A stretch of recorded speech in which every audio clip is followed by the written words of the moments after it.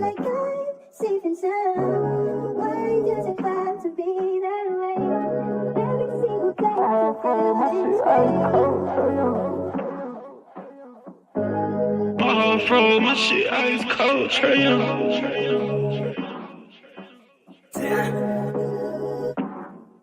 And you know I wear my heart on my sleeve. You hitting all the reads. Pack your shit like you finna leave. I go and hide your keys. Put you in position to win. Bless you without a speed. Bust you down in all the VV. Yeah, we was getting cheap. Overplay my part, I can't breathe. I feel the pain in my lungs. I thought we really was one. My heart cold like Trey Young.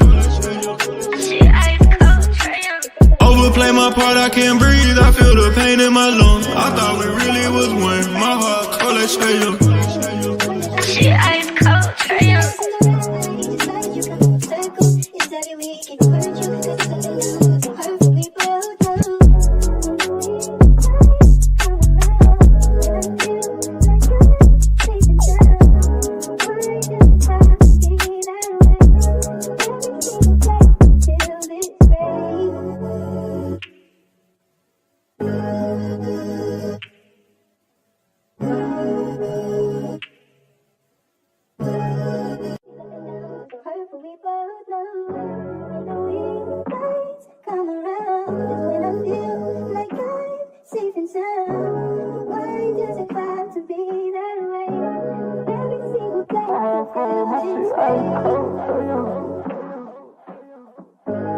My heart froze, my shit ice cold, Trey Young.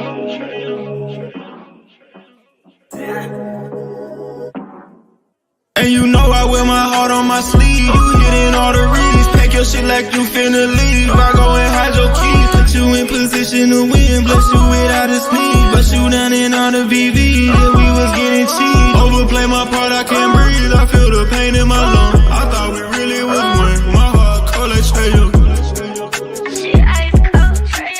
Overplay my part, I can't breathe. I feel the pain in my lungs. I thought we really was one. My heart cold like Trey Young. Shit ice cold, Trey Young.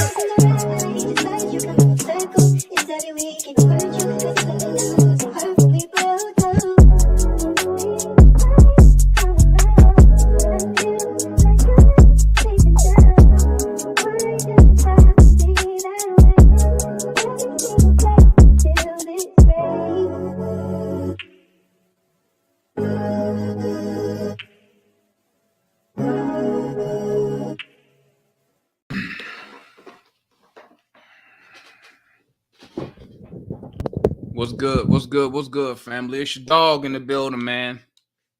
It's your dog in the building. We Talk Hawks TV. We Talk Hawks Daily. Got to start the show off, man. Got to start the show off, man, with some sad news today, man. We lost a homeboy today, man. We lost Eddie. I don't know how many people in the chat or people on Twitter who knew who Eddie was, but if you was on Facebook and you're an Atlanta Hawk fan, a Bulldog fan, if you listen to any 92-90 game, then you should know who Eddie was, right? We lost. He died. He passed away today, man. Tough loss, man.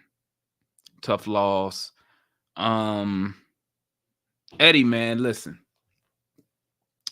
Me and Eddie, I met Eddie, right, on Facebook in the in the Atlanta Hawk, in the Hawks Nation. It was Hawks Nation. No. Yeah, it was Hawks Nation. That's where I met Eddie at. Now, mind you, I've never met Eddie in person, right? So I met Eddie in Hawks Nation. Me, Eddie, and the other homeboy, Scotty B. We was going at it so hard one day. And we throwing all type of insults and whatnot. that the mods kicked me, Eddie, and Scotty B out at the same time. They kicked us, they banned us from the group at the same time, right? Around that time, that's where Jamal started New Pat City, right? So we all just went to New Pack City. I was already in New Pack City, right? This was New Pack City had to have maybe 200 people in there. I remember, and me, Eddie, and Chauncey, bro, we used to go at it every day. I still remember going at it with him and Chauncey, man, about Kent Bazemore. Bro, we had some battles. So then me, Eddie, and Chauncey became friends on Facebook. So now we follow each other on Facebook, right?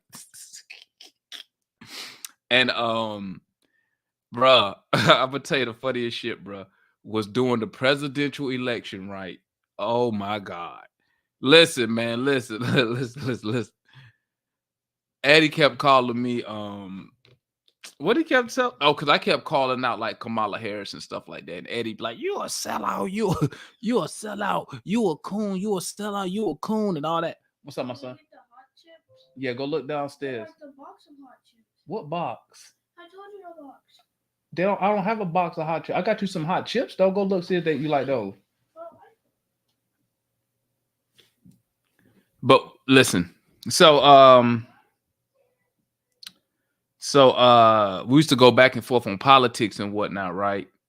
And he used to call me all these names, but here's the funniest name he ever called me back. Hey, this nigga used to call me Muscle Throat, bro.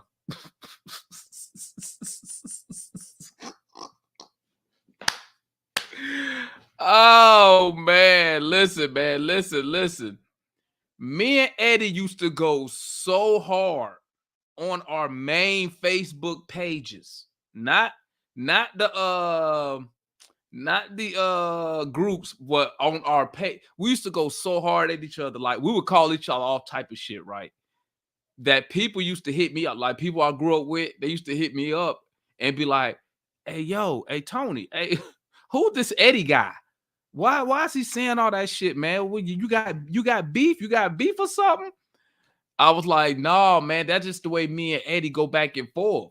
So we used to be in New Pat City talking like that. Like I'd be like, "Fuck you, Eddie," and Eddie be like, "Shut your bitch ass up." Woo, woo, woo, woo.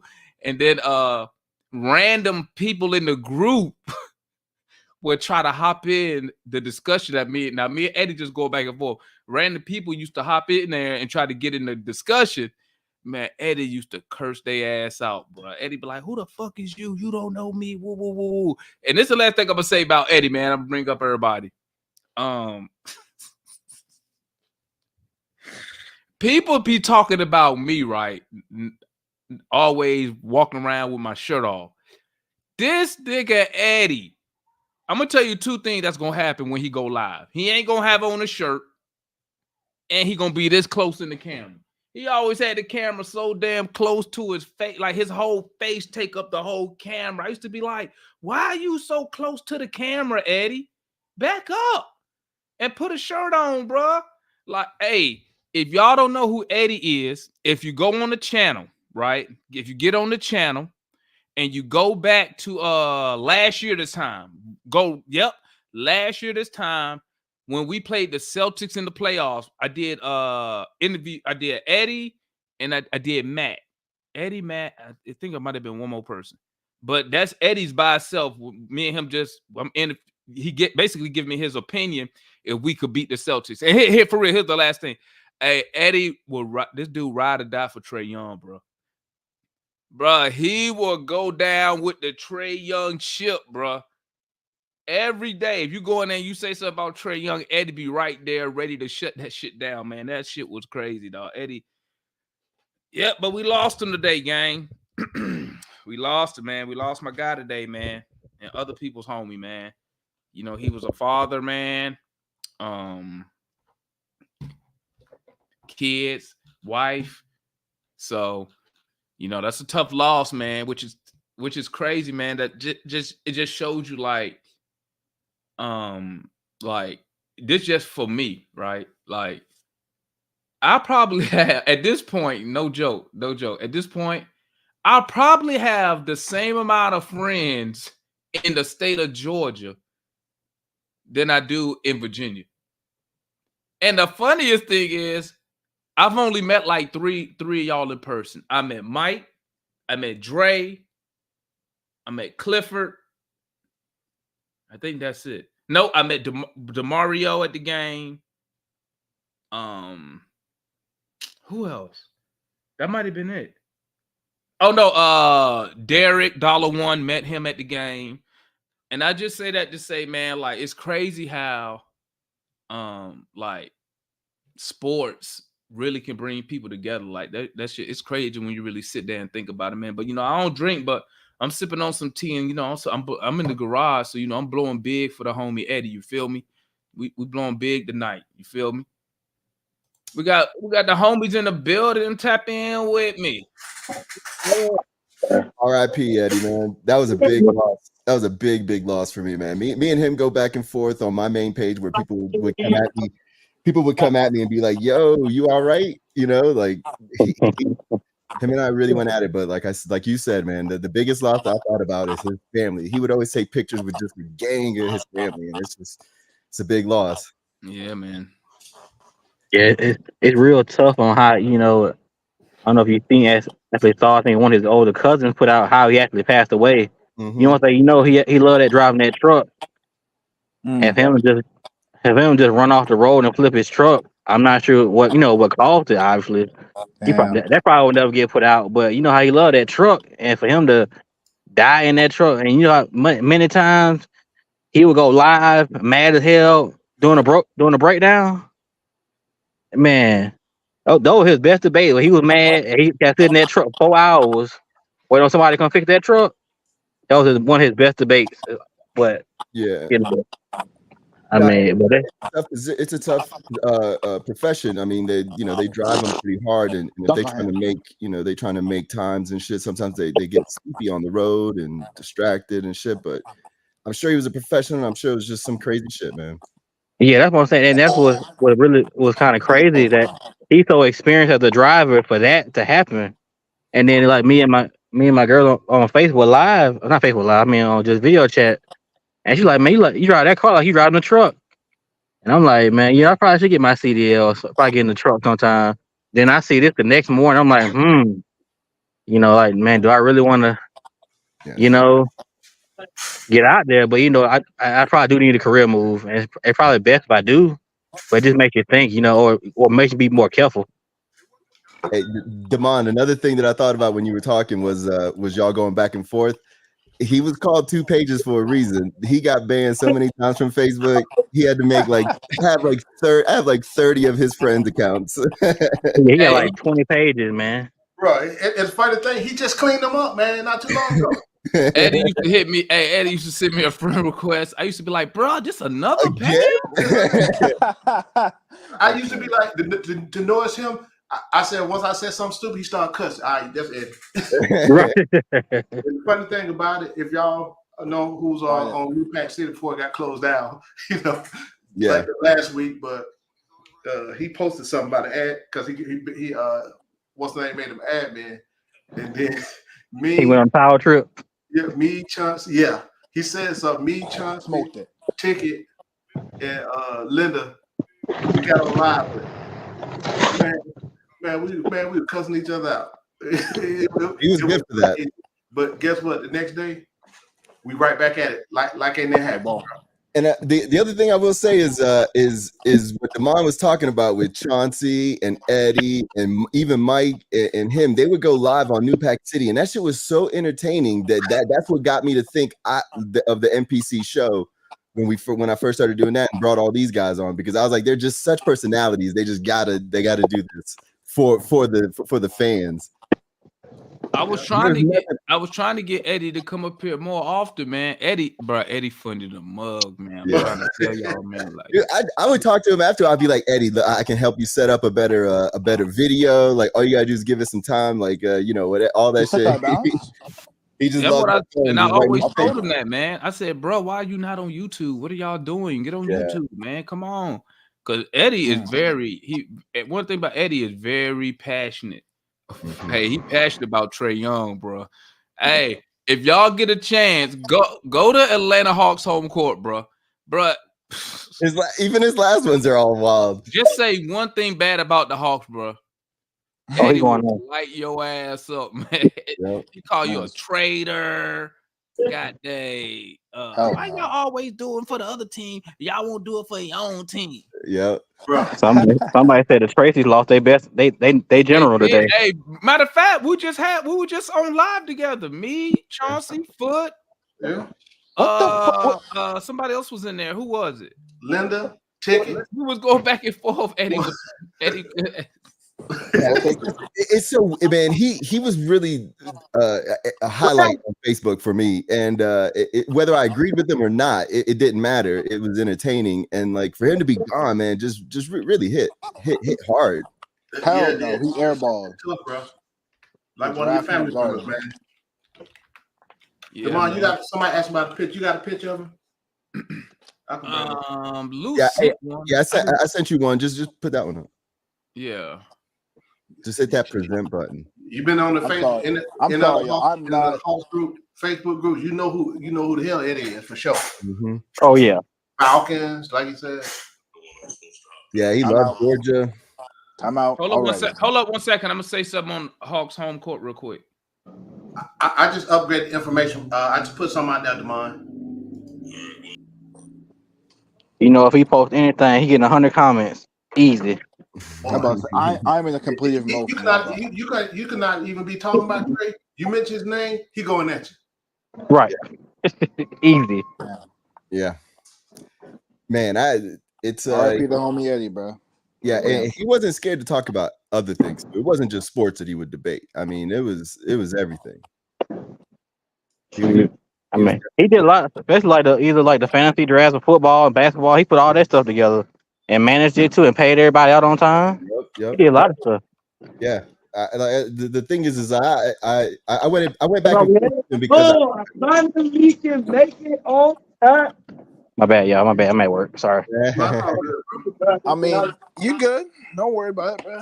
We all do other things on here. You straight? Hey, what did Dejounte Murray say? The title had something about Dejounte Murray said what? Y'all heard anything? I don't know, bro. No. I'm not. This is my Hawks media talk, bro. This is why I come to get all my Hawks information. Nice. I'm sure Damon will be back and tell us. Hey, I'm in a different mode, bro. It's game 2. I'm ready, bro. I got my apple juice ready. What game you watching? What team you rooting for? Celtics Cavs. I'm a Celtics fan. Gotcha. Okay. Wow. Mm-hmm. Somebody say apple juice. Did I hear that? Yeah, bro. I can't drink liquor. I can't drink liquor. Man. I can't be in the garage. I gotta let this leg heal up first before I do that. Oh man. I'm sorry, bad. 19. Yeah. Huh? My bad. I'm at work. Sorry. My bad. No, you good? No, you said number. I thought like I am not 19, bro. I am a whole ass adult, but I just can't drink. Hey, hold on. Yeah. R.I.P. Eddie. Once again. Sucks, bro.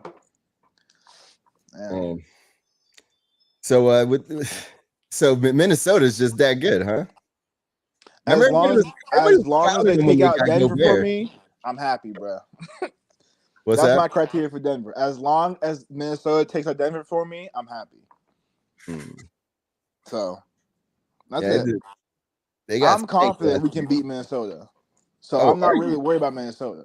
Dude, but I'm not confident about Denver. They are on fire, though. I would be very concerned if I was a top-notch team like the Celtics. Nah, I'm not that concerned about it. I think Ant and Jaylen Brown cancel each other out. I think McDaniels can limit Tatum, but can't completely neutralize him. Because McDaniels is guarding smaller players. He guarded Booker, he guarded Beal. Durant's taller than him, fine. He's guarding Jamal Murray. Tatum's bigger than him. So okay, that's how I feel about it. Not worried about Mike Conley. Not too worried about Carlson Towns. I don't think Cat can guard perimeter players like that. Gobert can't. So by us playing 5 out and having, I don't know why I started talking about. I think the only thing that y'all got going is that if Minnesota would have to get through either OKC or Dallas or whoever wins, those games. I honestly would prefer Dallas because I feel like if we get Dallas in finals, it's a sweep.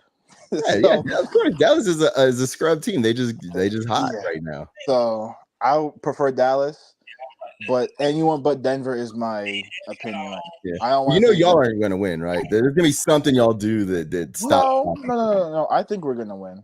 You think so? I think there's no team left. If Denver gets eliminated, there's no team left that can really compete with us. Gotcha. So. That's interesting. But Boston's like that, they that's how y'all are. So that's good. I mean, we were like that because all our players were just young.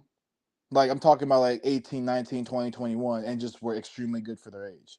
So this expectation that we're supposed to win is kind of bogus because technically Tatum's rookie year we were supposed to win because we were in Game 7 with the Cavs in the ECF.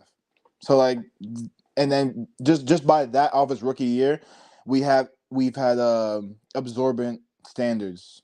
So I don't really see what superstar except for Magic Johnson. What player you expect to win a championship in the first season? So that's how I see it. That's good. Yeah, I think Boston's a tough team. I think I just think that they have guys that are more technical than they are dogs. You know what I mean? So I think if they get a team like Minnesota that's just that bullies them, they might get out of their rhythm and may not be able to compete. Are y'all surprised that Denver is faulting like this? Very surprised. I'm not surprised. Denver had a cakewalk to a chip last year, man.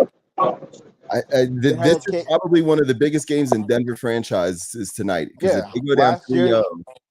Last year Denver had a cakewalk to. Ooh, good steal, Drew. They had a cakewalk to the championship last year. Yeah, it really validates that year a little bit. And this year I don't even know. I don't know how. I knew Denver was tough just because of Jokic, but everyone keep talking about Celtics have faced no adversity. I mean, Denver hasn't really either, and then they just was praising Denver and sucking off Denver for the. Do you not think Denver's good? No, I think they're good, but because a second ago you were a little concerned about them making it to the finals. No, I am. I ain't gonna lie. I think they're good, but I think there's a misconception of what I'm saying. It's they're good, but they hadn't. It's like if we win the finals this year and we face Dallas after facing New York, that's the type of shit I'm talking about, right? We've had an easy path to a championship, and that's how they won. And if we get next year, let's say we face, I don't know, Milwaukee with and they get Mikal Bridges or something, and it's a super team and we lose. That's how I see it like that. Right, they had an easy path to a championship. If we win this year, I'm gonna talk my shit, of course, because what fans not talking shit after a team win a championship? But it's just that I have to. What happens if y'all don't win? Is it panic mode in Boston land, or? I mean, it's not panic mode because it's if we don't win, I'm cussing out this team. I'm talking trash. I'm talking my shit about the team. I can't save them anymore.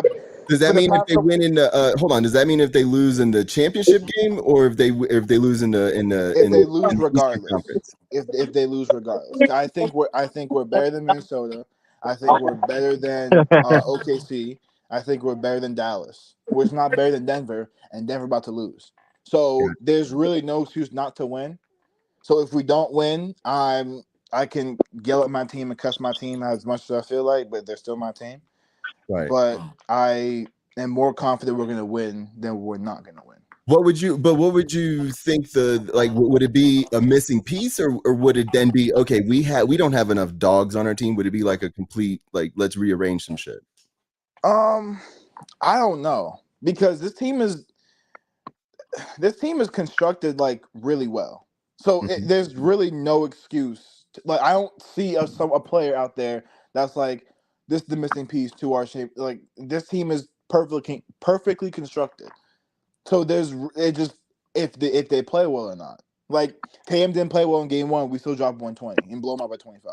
Mhm. Like that's what I'm talking, and we had no Who poison. y'all playing? Y'all playing the scrub team though, right? Who y'all playing? Yeah, but like that's the same. We've been blowing teams out all year. But you know that's not going to be the case next round though, right? New York, I'm not scared of New York, but New York's trash. You should be very scared of New York. I'm not scared of New York. First of all, Jalen Brunson is a foul merchant. They've been calling fouls from all playoffs. Oh, God, I heard that before. As a what do you mean? Are you not watching? I've watched Knicks games. He will just stop in front of someone, snap his head back, and fall on the floor and they call a foul for him. I've also seen him get whacked 4 times and then finally call it at the very end. I mean, like, it just depends. I mean, he's a pretty sturdy kid. It's because they can't keep calling fouls for him because everyone will fucking foul out. Okay, but aside from the foul thing, you're not impressed with him at all? No, I'm impressed with Jalen Brunson. Impressed with taking the New York Knicks, who the last couple of years got beat by the Hawks and whatever. He took that team and fortified them a little bit and brought his boy Josh Hart on the squad and literally fortified this franchise, this historic franchise. And you're not impressed with that. You don't think that's going to be? No, I didn't say I'm not impressed. I just said they can't beat us. That's it. Okay. I think I'm like, kudos to them. I don't think you want to see. I really don't think you want to see. I would much rather see New York and Waxman's 5. They can get one game, but like they start who? Brunson, DiVincenzo, OG. Well, he's hurt. Isaiah Hartenstein, and who's the last one? Josh Hart. That's what you're playing 3 short guards as your 1, 2, and 3. You're getting cooked. You're getting cooked. Like, huh? Okay, I'm back. What y'all lying about? All right, I'm figuring out how the Celtics mentality works. Is what I'm trying to do. They have a historically winning franchise and we don't. But I'm a pretty good fan of basketball. Okay, but before that, hold up. Did y'all see what y'all saw what Murray tweeted today? Nah, we wait for you to come back and we start. Yeah, exactly. And y'all was waiting for me to come back. Yeah, because he asked Lou. I gotta set it up there a little bit.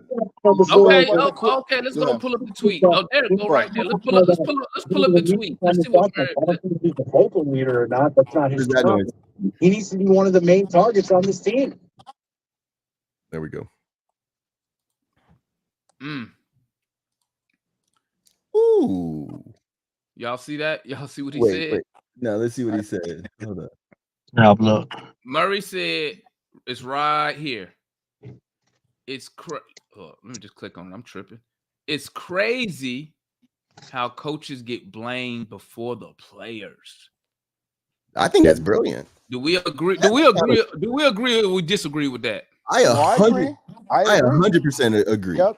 They fired Frank Vogel in Phoenix, which is like that's not his fault if the players don't want to play defense. It was the bad. It's the same thing that happened in Atlanta. It's a poorly constructed roster, and then you're gonna blame what? Yep. They top him. Yep. They had Devin Booker playing point guard for the first half of the season, and he's not a point guard. And they threw all their chips. He's a first player. They also threw all their chips to Bradley Beal. So are y'all siding with? So y'all agree that the first issue should be with the players instead of the coach? Yes. Absolutely. Do y'all think this is the downside of positionless basketball? No. Positionless basketball can work, but like if let's say LeBron, he's a prime example. He be watching the balls come off the rim and just drop right in front of him, and someone else on our team, Aaron Gordon, comes and scoop it up, and they don't get the they don't get the defensive rebound. He be looking around like, "Hey, who boxed him out? You!" And he used to look at people and blame people, and it's Darvin's hand fault that the rebound. Like I just don't get that. I just don't get that, bro. Yeah, no, I agree. Like there's so much a coach can do, but at the same time, I think it's really about the effort that these guys in. Some coaches can really come in. Some coaches can really come in and blend that coaching vibe with the professional vibe and get people to buy into a system. And when you get that, then you get magic, But when you get a bunch of professional guys that are really good, but to buy in and sell out, that's a coach. That's a good coach, right? But then, but other players they can't even conceptualize whatever's going on in Detroit. Like they can't even conceptualize. That's where they need a good coach to come in and rectify that shit. What's your thoughts on that, made Dre? that? Do you agree with what Dejounte said? It's It's crazy true. how they blame the coaches before the players. Yeah, but here's the thing about it: the coach can tell them what to do, and they just don't do it. Agreed. So, Yeah, And actually, and you know what? This what I was. I disagree with this. I was gonna say this. disagree with I was gonna say this though, Lou. I was gonna say this. That the hardest job to me in professional sports is being the coach of a professional team, because especially like basketball, right? Think about it. House is open. Pass the. Oh my God, bro! Go ahead. I'm listening to you. Don't worry. So this is hilarious right here, because the coach can't really enforce stuff because the front office is going to be like, why are you not playing this guy? Right? So prime example, Lou and Dre, you tell a player to do this. They go out there and don't do it. But said player is making 25 million, 30 million, 40 million.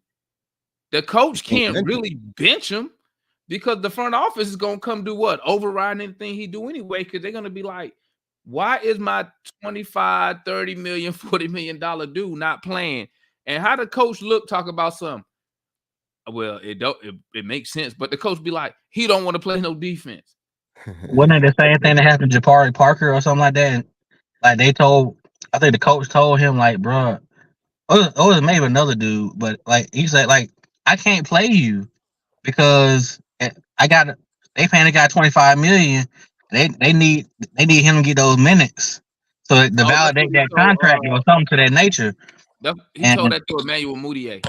That's why I disagree. That's why I disagree with this, because I think who needs to get blamed is the GM, and they don't get blamed enough because a lot of these guys are literally just, it's the good old boy network or whatever. It's some nepotism or some bullshit, and they don't know how to actually do this job. And that's the most difficult job of the whole franchise, is setting the tone.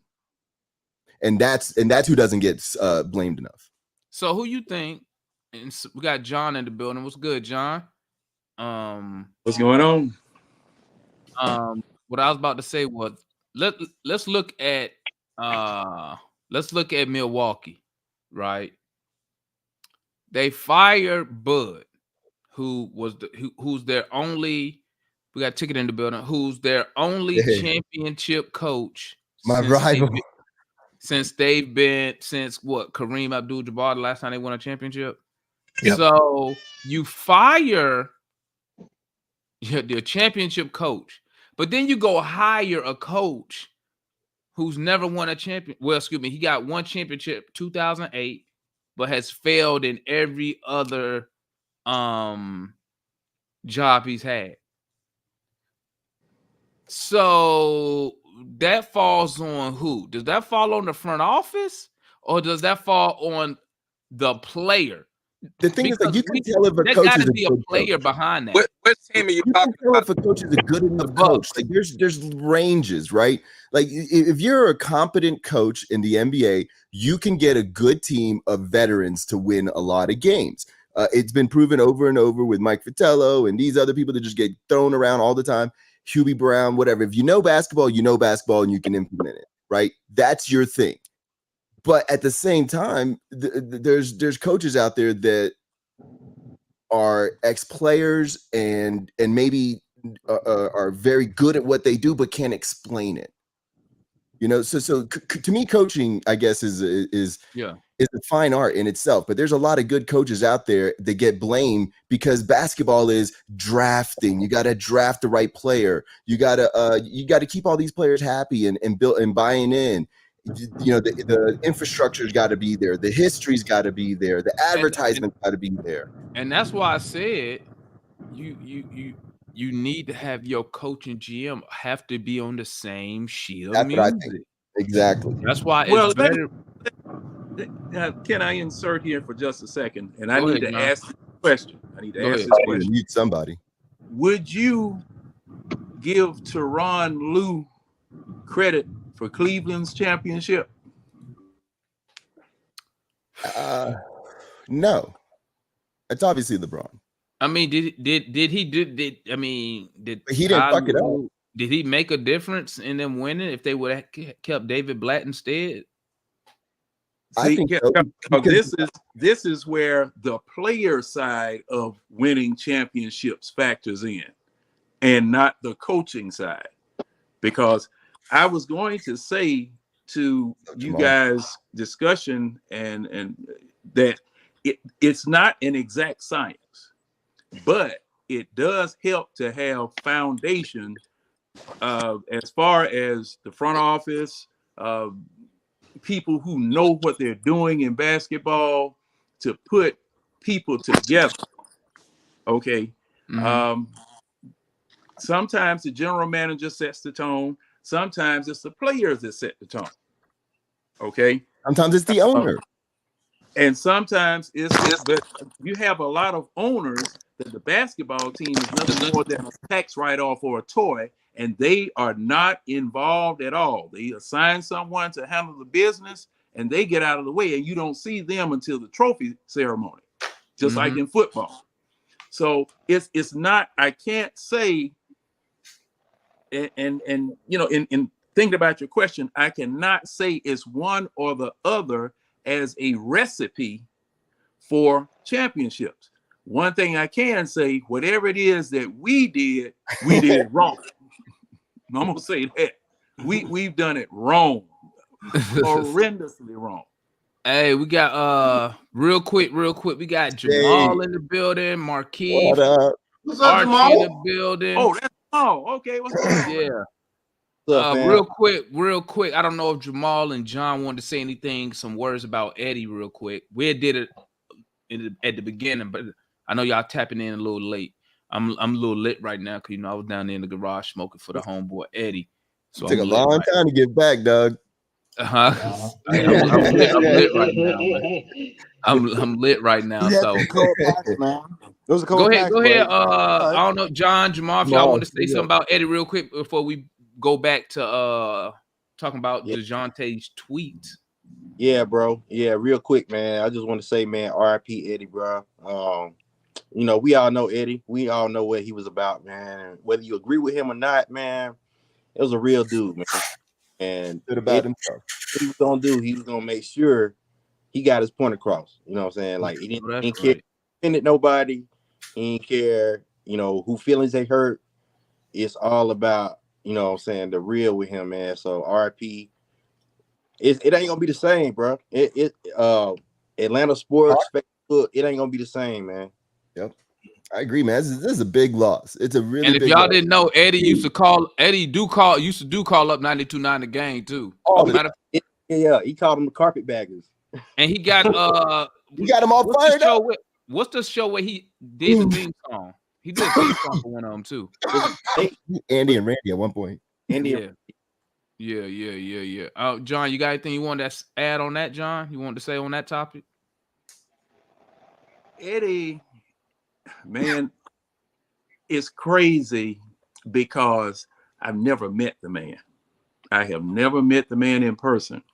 But just like a television show where you get bonded to the characters on a television show, this is what we are here now.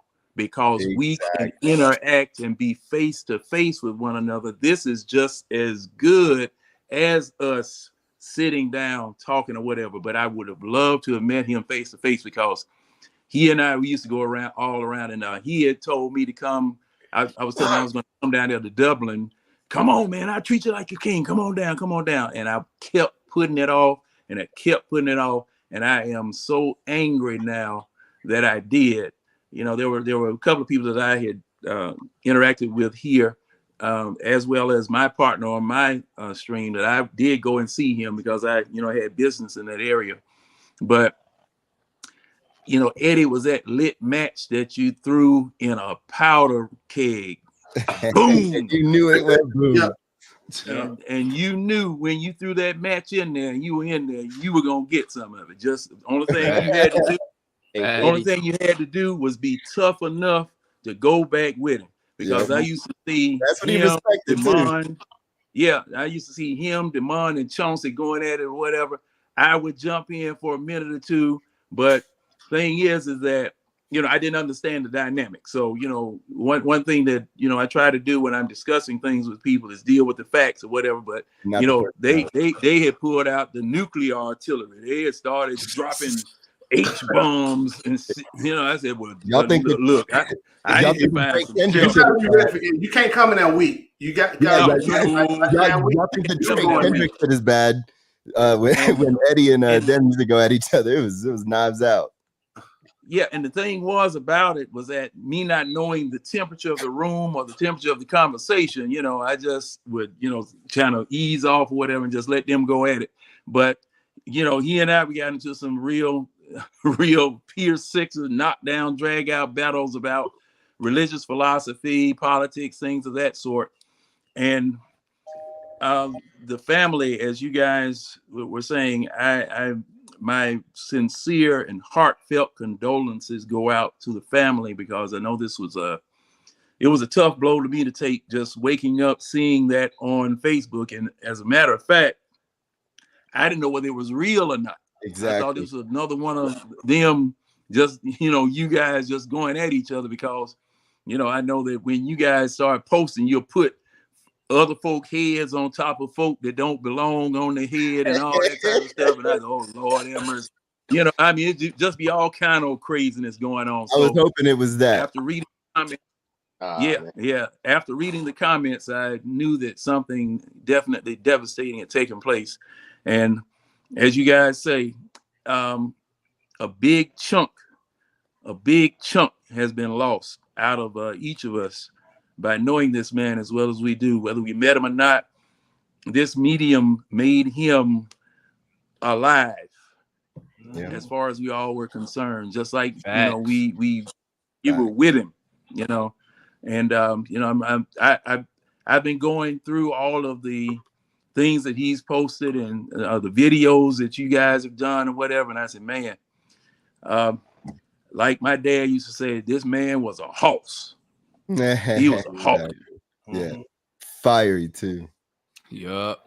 Big loss, man. R.I.P. Eddie. We got Ticket. Did you want to say anything, Ticket? Yeah, man. Hey, good evening to everybody. Can y'all hear me? Ticket was Eddie's recent enemy. Yeah, me and Ticket. Mm-hmm. All right, man. Yeah. Rest in peace to Eddie, man. Condolences to the family. Been a sad day for me, man. Y'all know I done had my recent battles with Eddie. We done had some classics. But I don't know if a lot of folks know, Trae Young wasn't the only thing we debated about. Like, we debated about religion probably as much as we debate about Trae Young. And, I enjoyed going to battle with him, man. Today might have been the first day that I ain't even feel like arguing with nobody, bro. Yeah, man. Like, I ain't. That just sucked, man. The same thing with Eddie with me. For real quick, I just wanted to just throw this out there, Ticket, because it's the same thing. Well, go ahead. I'll just let you finish. Go ahead. Well, what I was gonna say is, like, I didn't know, because like I didn't know if I had left it on such a bad terms with him that was bothering me this morning. And so I wonder if that's the same thing that you were, because you said you were sad, and I felt sadness too, because like him and I go at it with race stuff, and it was real serious stuff, but I respected him enough to challenge him on these things, and I just wanted to know if it was sad because I didn't know how he felt that I also respected him. The good thing about what me and Eddie had going on was, after the next day, it was almost like nothing happened until the next subject. So whatever happened, we kind of just left it there until the next topic came up or whatever.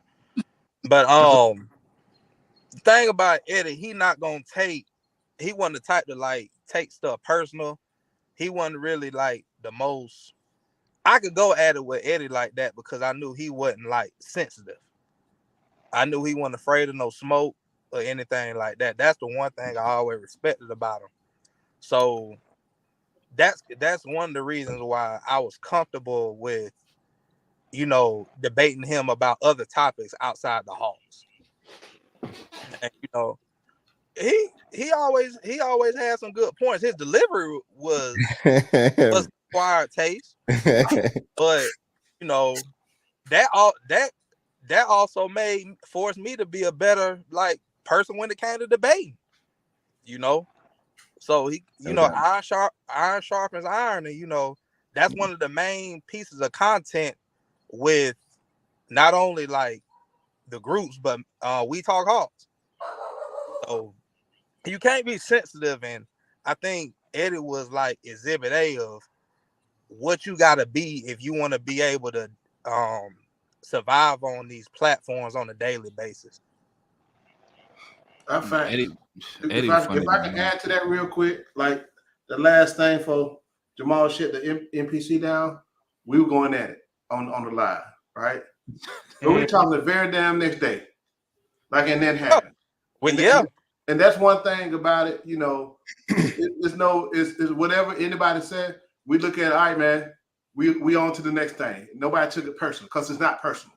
Yep. If you talk to Eddie a lot, and like you said, I think some other people get said, if you his Facebook friend, he was deep into a lot of stuff in his philosophy, right? And his ass he make you think. It was right. Yep. See, a lot of people don't see that side of him, and where he be posting, his personal stuff. They just see what he talk about the Hawks. So he was very intelligent, right? Yep. He can bring us some key down points that made people really think about things in life. Yep. So, and again, you could respect that. At the end of the day, man, we all a family. I think everybody respect another. We kind of know who we all are. Like John, we know what you are. Tick, everybody know how I roll or whatever. And I think that's where it is, and that's what it's been from a respect standpoint. Because I haven't seen nothing where nobody except one time, but as far as somebody really go at somebody on a personal level, that wasn't respectful or what have you, right? But for the most part, you move on, you shake hands, you all right, you don't even have to talk about it. You just go on with the next day and y'all cool or whatever. Like we were talking the next day, we do it all the time. We were talking the very next day about some other topics, right? It ain't personal, man. That's one thing about this social media that sometimes people take this thing too personal, right? And get into their real feelings. I know we all talk about folks that they feelings about this player, that player. That's different than the true feelings folks get in. And it wasn't for the most part. Everybody just, all right, man, next day, let's move on and keep going like adults, man. But yeah, man, I think people now understand the impact that he had, that he brought. Well, the impact everybody bring, right? With the different personality. Because you knew who he was. Mm-hmm. And that's which is all what we want. That's all you want as another person. Yeah, because we all troll each other, on purpose. Let's keep it 100, because we know how each other is and what topic's gonna stir the pot. And that's just all it is, man. And yeah, man, I'm gonna miss old boy, man. I mean, that shit hit hard, bro. I can't even lie. It hit hard. It hit hard. From debating, and how I come from agreeing with you to now I'm challenging you, because I couldn't even say nothing. He ready to go at. I ain't said nothing about Trey, Eddie. Why you on me, right? But yeah, man, I'm gonna miss old fella, man. I'm really gonna miss him, man. That's the truth, man. Man, listen. That nigga Eddie was funny, the motherfucker dog. That motherfucker was hilarious. It got to the point I actually started to enjoy more watching him just yell at other people, man.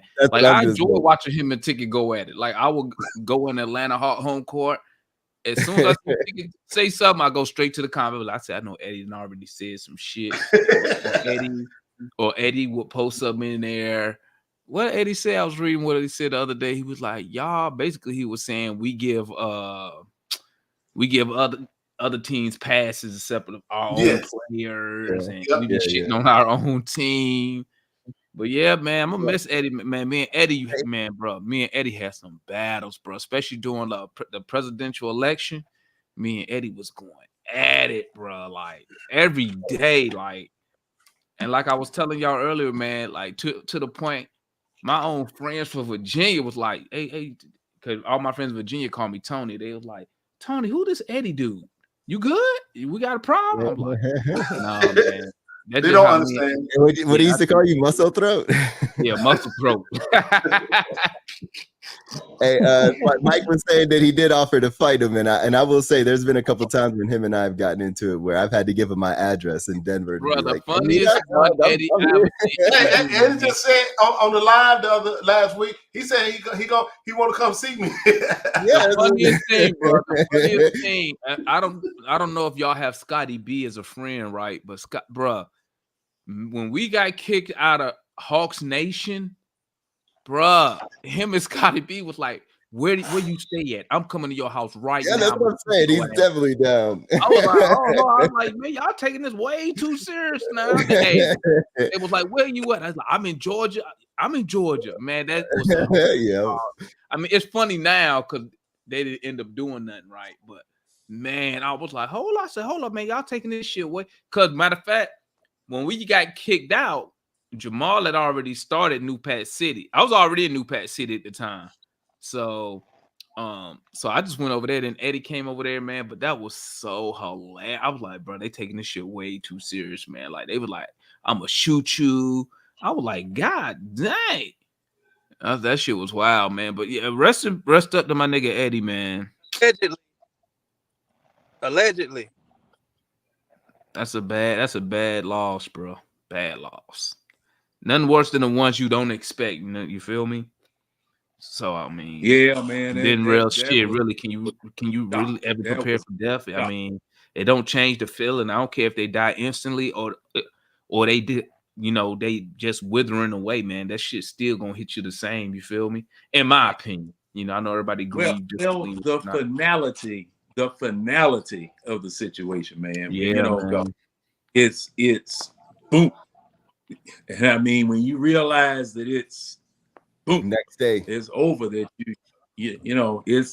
that's heavy. Because see, man, y'all talking about the Hawks, man. Me and Eddie used to go about Matt Ryan and the Falcons. And what was y'all's take? What was your take? Matt. Eddie was always pro Georgia sports. Yeah. So he wrote for Matt Ryan. Yeah. He backed the home team and the players, right, wrong, or indifferent. That's the way Eddie was. Mm-hmm. My particular take as far as Matt Ryan was concerned was that he was not tapping into 100% of his capabilities and potential, and it was only after Kyle Shanahan got here that you really saw what Matt Ryan could do. But me and Eddie going at it about that, we never did agree on that. You just a hater. You just a damn hater. Who you gonna put in there? But we just went round and round and round about it. I never did get offended because, y'all talking about him calling 92.9. I called every radio station that's ever been here. I've been doing that ever since the early 90s, talking about sports and things of that sort. And when he started talking and Chauncey started talking, I listened to him, and we found out. Me and Chauncey found out we knew each other. I knew his father from working with his father for about 30-something years, and that he was his son. And Eddie, when I finally met or met Eddie through this medium, it was a thing where, man, it was just like brothers talking. Older and younger brothers talking, and every now and then, older and younger brother, they get into fights, a little scraps, stuff like that or whatever. But at the end of the day, we gonna talk about each other, but nobody else gonna talk about either one of us without some repercussions, that type of situation.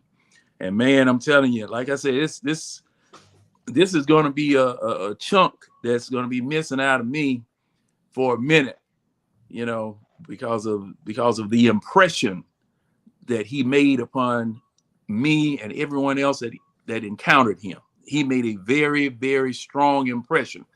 Like Gerald said, you might not have liked the delivery, but you got it straight, no chaser. Might have been hard trying to swallow it, but once you got it down, it was some medicine. So I got a rest in peace to Eddie, man, again, and the family. Condolences to them. R.I.P. to Anthony. Before I got on, y'all was talking about Murray's tweet, right? Yeah. So what was the question you had posed, Damon?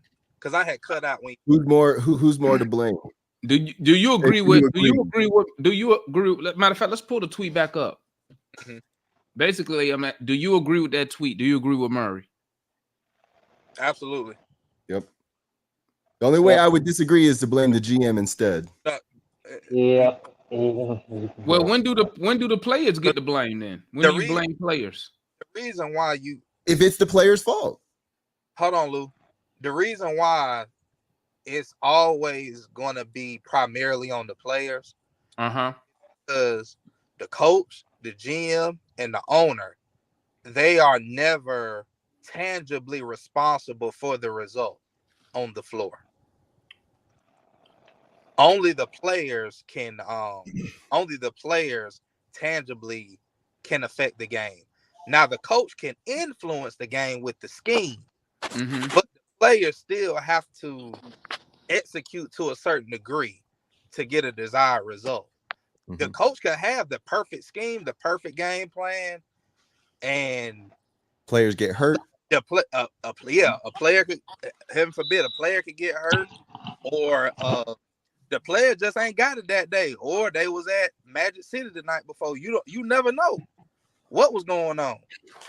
But if so let me ask you this: so do you believe that Coach Bud got done dirty in Milwaukee?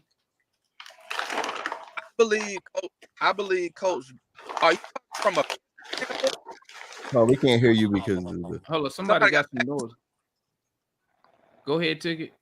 Are you talking from a professional standpoint, or from what you just said? From everything you just said, do you think Bud got done dirty in Milwaukee? I feel like for what he brought Milwaukee, I feel like he got done dirty. But on the same token, I feel like he did just results wise, he did that season. He did kind of deserve to get fired. What do you mean result wise? What was their record when he got fired? Saying they didn't get back to the finals. That's what I meant by results wise. So you just said I think his wife died too at that time. His brother died. His brother died during the playoffs. That's where I said. That's why I said based on what he did for the franchise. But result wise, I think Milwaukee this year's more interesting. They fired the coach this year. But result wise, he didn't play the game. He got them back to the playoff. You just told me it falls on the players.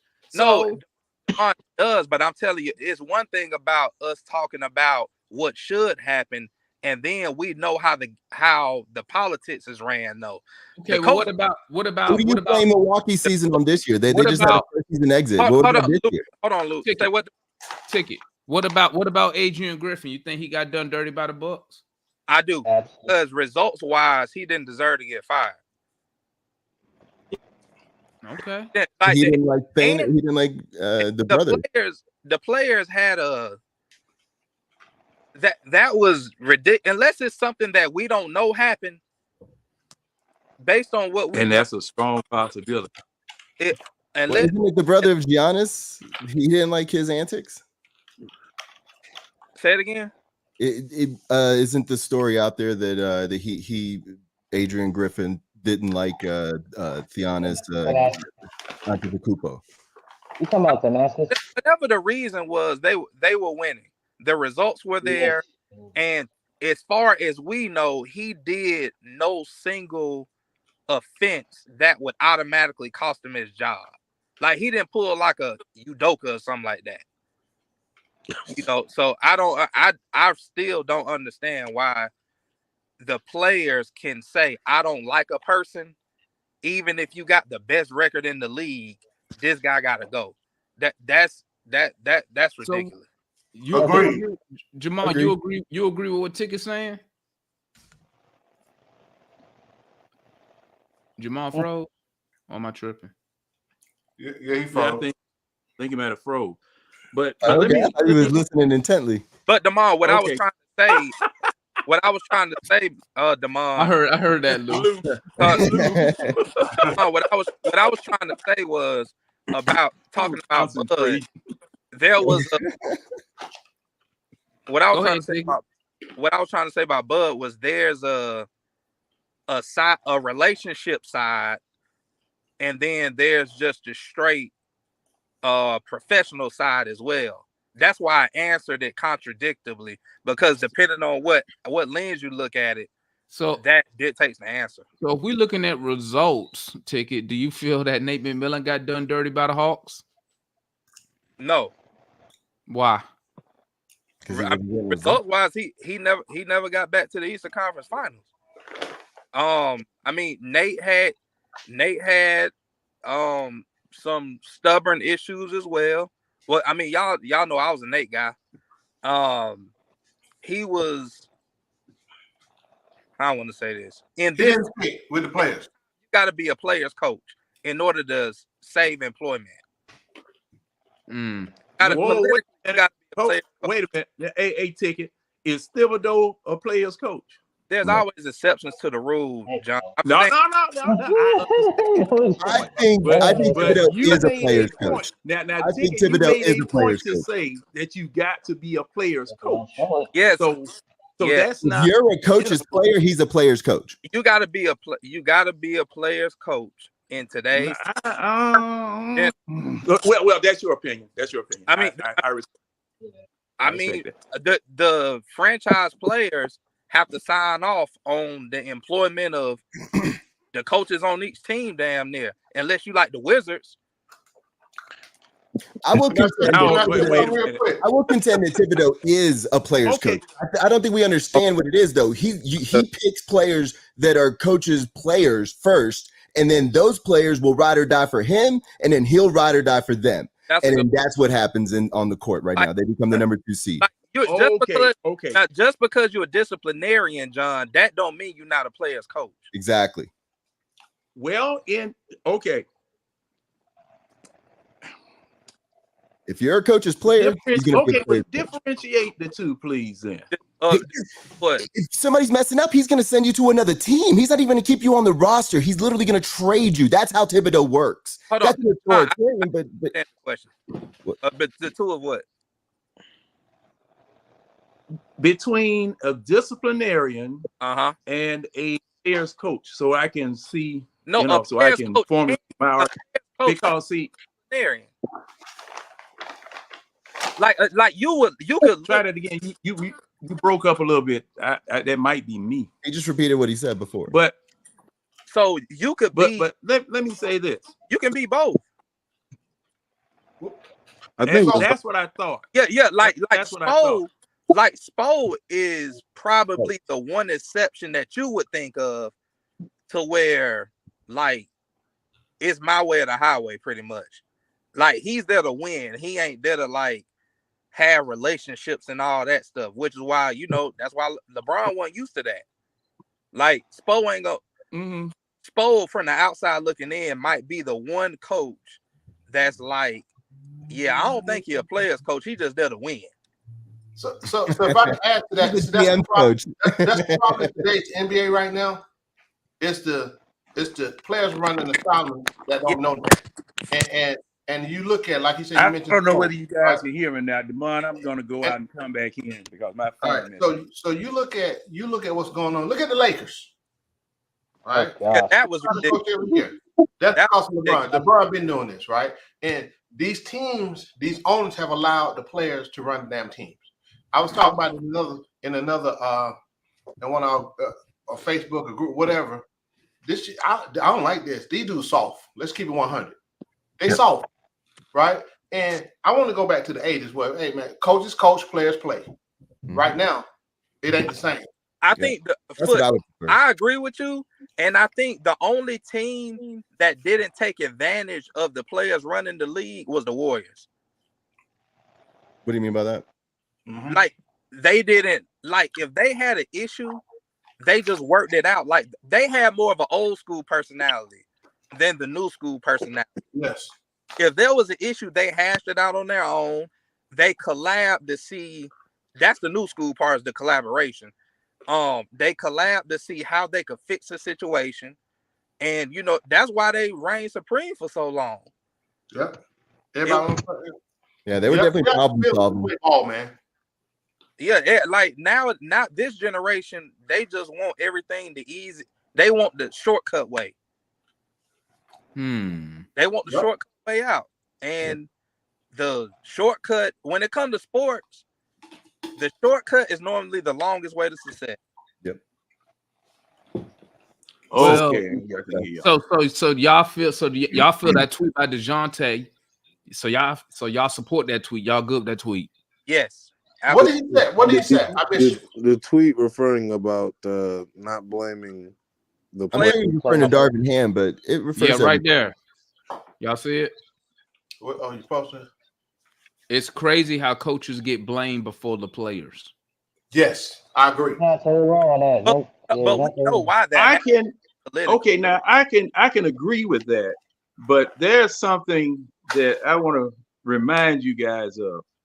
Do you remember a couple of years ago where we were losing at the end of the game? I can't think of what game it was. Mm-hmm. And Trae Young was the one that was supposed to inbound the ball. They put a forward or a center on Trae Young. Mm-hmm. As soon as we saw that, and we talked about it all during the post game when we got together. What kind of mess was that the coach came up with? Okay, we all disagreed with that particular decision, and it ended up costing us the game. There was something that somebody said about, okay, the coach does not have responsibility for the outcome of the game. No, that was me. I said he doesn't. He doesn't tangibly affect the outcome of the game. In other words, he don't touch basketball. Tangibly, he can with the scheme. Yeah, now he can tangibly have an effect on the game by the strategy that he employs or the people that he instructs to do certain things. Now, I got a question for you, John. That's not tangible. You gotta look at it, John. Yes, it is. No, John, that's influence, not tangible. Tangible means you actually playing in the game. No. Tangible means having a part in something that you can refer to, something that you can point back at. No, tangible is something you can touch. No, it's something that you can influence. Let me look that word up. It would be intangible. Like, it's not necessarily, That's why I said influence instead of tangible for the coach. But intangibles are important. Yeah. That's true. But over the course of a game, think about this: who makes the most mistakes, the players or the coach? Players. Thank you. What do players do? That tells you right there that the players have the biggest effect on the outcome of the game. Okay, that's fine. Okay, and as far as percentages, as far as whatever, that's true.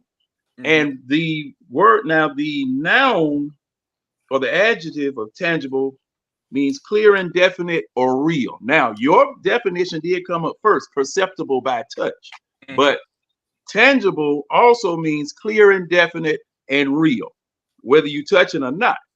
And see, that's the part of tangible that I'm talking about, where his decision to do that was not a good decision. Now, just like you say, Gerald, the players are the ones that are responsible for putting the plans that the coach has laid out for them to win the game into motion and to score.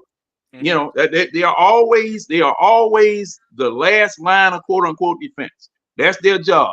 You go out there, execute what I tell you to execute, make the shot. Okay, make the shot. I agree with you 100%. However, there are times that coaches can make bad decisions as far as strategy. They can make bad decisions along with the front office on people that they acquire to come on the floor. So in some, that's true. But at the same time, it's the players that are on the floor executing. That's yeah, you're right. But yeah, I agree. Execution is the most important thing. Mm-hmm. The most important thing is execution. When you get on the floor. All of it does have value though. The intangibles are very valuable as well. But as far as blame goes, we know that the only reason the coaches get fired is because they make the least amount of money. So they're the most expendable. Are you trying to keep I go along with that. You only got to replace one coach. You can't replace 15 players. Let me ask a question. So if a shot goes up and you got 3 players on one team looking at the ball drop, and a player from a different team comes to get the rebound, is that the coach's fault or is the player's fault? That's the player's fault. To me, it's the coach's fault. To me, it's the coach's fault if he doesn't call a timeout and address it, or doesn't pull somebody out, or doesn't make an example. No, he's talking about at the time of the action. At the time of the action. Lou, we're talking about at the present time. And I said it becomes the coach's fault if he doesn't address it and allows it to become a continual thing without, or sometimes, like y'all said earlier, the owner says, hey, you can't do that. And then his hands are tied, and all of a sudden it looks like they don't even give a fuck. So if his hands are tied, is that the coach's fault? That's not the coach's fault. That's the player. If I got a 39-year-old LeBron who doesn't want to play defense or rebound, but he's getting paid $50 million a year, so I have to keep him on the floor. I know he's LeBron, but if I need defense and rebounding, he can't be out there. He hasn't. So I can't pull him. He makes $50 million. That's not my fault. My hands are tied. I can't do anything about it. And to piggyback off of that, if you cry to the ref because you thought you got fouled and didn't get the call, but they go down on a 5-on-4 break and they get a 3, and it was your man that hit the 3, that ain't on the coach. That's on the player. And plus the fact, anybody from the time that LeBron left Miami, anyone taking a head coaching job, you knew the job was dangerous when you took it, son. Because you know good and well who's running that team. You know that. On the team. You know, he's not wrong in that. You know who running that team. But John, you right, but that shouldn't. No, it shouldn't be. It shouldn't be. Right. But it shouldn't be. But that goes to. But then the coach don't get credit for winning. Exactly. True. Cause see, I saw a clip. Where the Lakers had called timeout, and Ham was about to run a play, and LeBron talking about give me the board. Bro, did you see when he was talking when LeBron had threw that bitch fit? I think it was game 3. This man jumped up and down. I said, and wanted them to review the play, and they didn't review it. He did a couple of times. Game 3. It takes timeouts, and if we don't win, if they don't win it, you're losing the whole timeout, and you need that shit. Exactly, and you only get one challenge. It's a gamble. You only I'm advocating. I'm advocating for changing that rule to like it is in football. Because see, that doesn't make any sense. Which one? That don't make no damn sense. For that rule to be like that doesn't make any sense. Explain the rule, John. We used to have better refereeing. Yeah, what are y'all referencing actually? The challenge. The review rule. They talking about that challenge on when you get a second when you challenge the play and you get it right the second time. They saying you should get a timeout instead of just losing it. Oh yeah, I totally agree that there should never. If you make a successful challenge, you shouldn't lose the time. You don't have to. You shouldn't have to. You shouldn't have to call a timeout to get a doggone challenge. I bet you don't.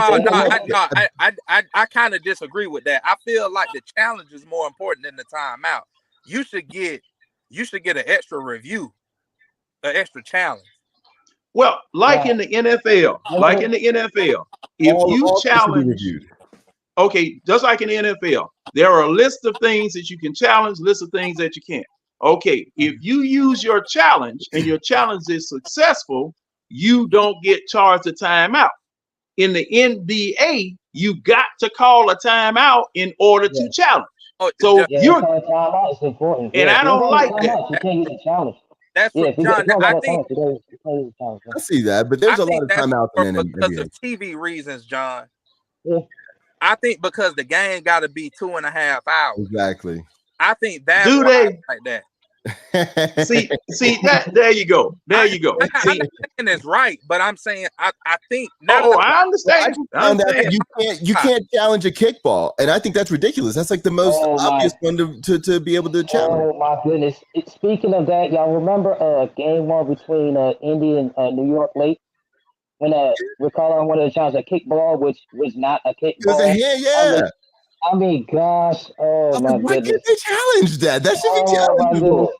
And before that, I mean, this should have been offensive foul before that. You saw defense hold the crap out of areas. I was like, goodness. Now that's something that's interesting. Like if they review and they see a foul, they can't change it because they have to be very, very myopic as to what they're looking at. And I think that's bullshit.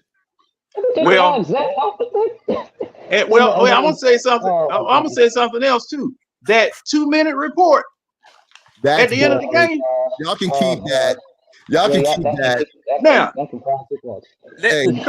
man, that 2-minute report, man. See this. Okay, now Gerald touched on what I'm about to say. Anyway, the officiating in the NBA is pitiful. Yeah, I mean, it is disgusting.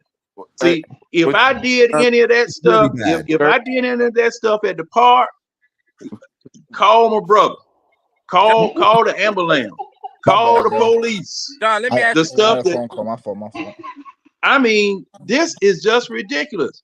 I mean, okay, you legislated fouls out of the NBA during the regular season for certain teams because, see, I'm just going to tell you, the Hawks always get a raw deal on fouls. I'm just going to tell you this. Thank you. I watch one. Hawks always get a raw deal on fouls. I'll tell you why. I'll tell you why. But I do agree with that statement now. There's some teams that don't get foul calls. And then, John, I want to ask you a question. Mm-hmm. The reason why we get hosed by the refs foul-wise is because we're never the aggressor. The aggressor is always going to get the benefit of the whistle. That's just like last night with New York and Indy. Like everybody complaining about the refs. They did make a couple bad calls, but when you're the aggressor, you're going to get the benefit of the whistle. The refs are not going to bail you out especially if you this like ain't 1980, 1990, dude. I don't agree with that because there's politics. There's politics in those calls. There's certain actions that people do that's an offensive foul. All of a sudden, a defensive foul. No, it is, but you're going to get the benefit of the whistle, and that's the problem right there. Because now the players are more looking for contact and the refs to blow the whistle and actually playing basketball. That's the problem. But as a player, you're not supposed to look for a whistle, no matter what happens. I agree. I understand. Play through contact. I get it, but that's what I have a solution for basketball for NBA professional basketball. Jamal Murray, he's getting clamped, and guess what he does? Throws hands and look at the ref. He wants a foul call. But that's on him. Yeah, exactly.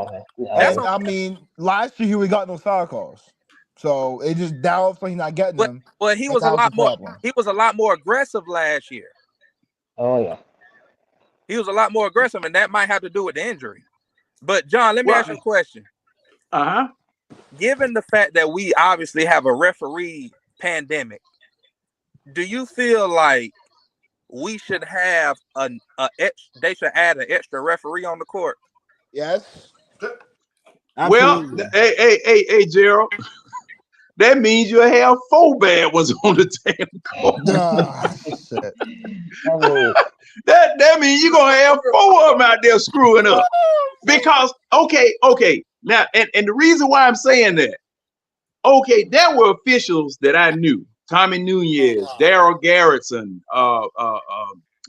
Jack Madden, various people that they've been in the game for a long time. And when you played against them or you played with them and they were officiating, because everybody would look and see who's officiating the game tonight. Okay. Oh, Daryl Garrison. We ain't gonna be able to get away with this. We ain't gonna be able to get away with that. We're not gonna be able to do this. These people that you have here now, I remember now Patrick Beverly, that game that Patrick Beverly threw the ball in the stands at those people. That's bullshit. He went up. He went up. You know how you pump fake on a three-pointer? You pump fake on a three-pointer, the man get in the air, and then you make contact with him. That's supposed to be a foul. Referee standing right there looking dead at it. Now, I'm not a Patrick Beverly fan, but I knew that he got ripped off then. I knew that that was pitiful, because there are certain things that are fouls. There are certain things that, certain plays that you make that you got to call the foul. You got to stop play. You got to get stuff straight. But these young'uns, man, these jokers, and well, this is DeMond's platform. So, and Jerry, I'm finna go back with this one. So I'm not gonna do it because this is his platform. Hey, these people are not qualified. All right, Foot. These people are not qualified to call NBA games. And see, now there's too much damn money involved for you to be screwing up out there on the floor. But John, I'm sorry. But John, I'll say this too. Go ahead. It's a shortage as well of referees. Good ones. That's it's a shortage of referees, period. So you got to train the ones you got, but you got to have an influx of referees that actually want to be a referee. Now, I'm talking about even at the youth level, it's a shortage of referees. Yeah, I did hear about that. And then in the NBA, you get paid good to be a referee. Well, but folks don't want to deal with the prima donna players no more. Let me say something real quick. Let me say this real quick. I'm gonna tell you what the problem with NBA refereeing right now. It's dictated by the head. When are y'all gonna figure that out? I agree. That's what I think. It's a marketing thing. It's about the shield, bringing more money into the shield. A lot of this stuff is dictated by the head.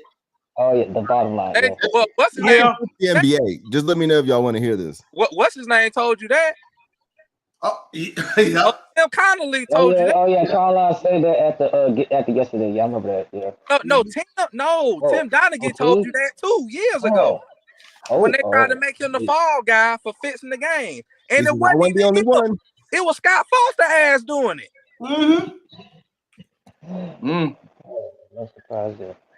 I believe that scandal was pushed into the ground and given a fall guy. I think it's bigger than what they just made him the fall guy because they couldn't risk compromising the integrity of the game.